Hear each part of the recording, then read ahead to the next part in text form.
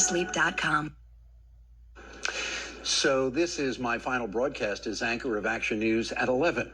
It has been a pretty long run that began on May 11th, 1977.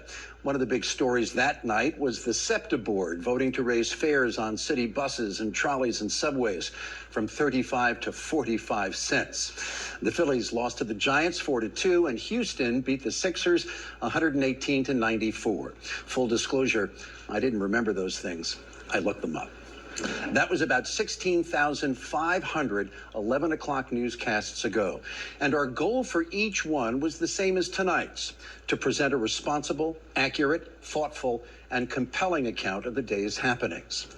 I have loved anchoring the 11 o'clock news for 4.5 decades. For me, this newscast has been a perfect meld of local news, which is our priority, and what is happening as seen through a wider lens on the national and international front.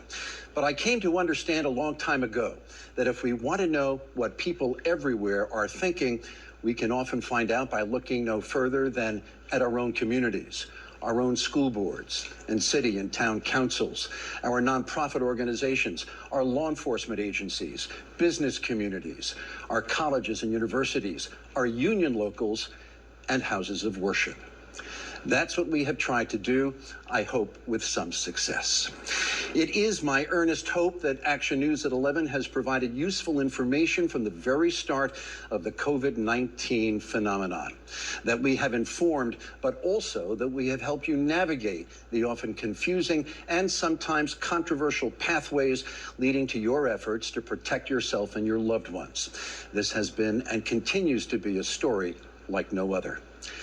Nobody is more grateful than I for the unique relationship between Action News and you, our viewers. In a sense, we made a bargain long ago. We give you our respect and commitment to honest and fair reporting, and you give us your trust. And I can't help but feel that that happens here in a way that is more authentic and even more intimate than anywhere else. Everybody at this television station cherishes that, and no one more than I. And certainly no one more than Rick Williams, who will sit in this chair and join Cecily and Deuces starting tomorrow night. You need not be told that Rick is an extraordinary broadcast journalist. You already know that. He will preside over the best days of this newscast that are yet to come. And he will rely on two remarkably talented individuals, producer Laura Mamarella and executive producer Matt Dennis. They are superb at their jobs and make an anchor's participation in the process of getting this newscast on the air every night nothing less than a joy. Several other individuals need mentioning. Dan Cuellar has given his talent for storytelling to this newscast every night for decades. If our 11 o'clock news is consistently excellent when it comes to covering local and breaking news, nobody is more responsible for that than Dan. Former executive producer Rick Williams, no relation to the next anchor of this broadcast, gave his heart and soul to Action News at 11 for a generation. He and producer Matt Szymanski formed a powerful partnership, and their intelligence, their judgment, and their devotion made us immeasurably better every night. Oh, by the way, the efforts of all these people wouldn't have mattered much if not for the outstanding work of director Mike Katz, who, after all, puts us and keeps us on the air. I am blessed to be able to work with Cecily and Deuces for another year at 6 o'clock. We respect each other, we care about each other, and I think we're a pretty good team. And on this occasion, I'm also thinking of two people who have left their handprints on this broadcast and on my heart, Gary Papa and Dave Roberts. Even as he approached death, Gary was larger than life.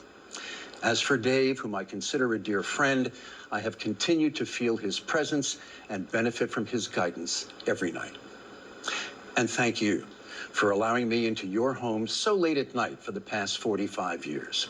I have never taken your hospitality for granted, and I'm looking forward to continuing to share dinner time with you for the next year. My main wish for the next year, to see this pandemic retire before I do. Let's hope. Jimmy Kimmel Live next on Channel 6, followed by Nightline.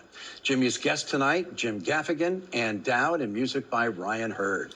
Action News continues at 4 a.m. with Tamala Edwards, Matt O'Donnell, and meteorologist Karen Rogers. For Cecily Tynan, Deuces Rogers, Rick Williams, the entire Action News team, I'm Jim Gardner.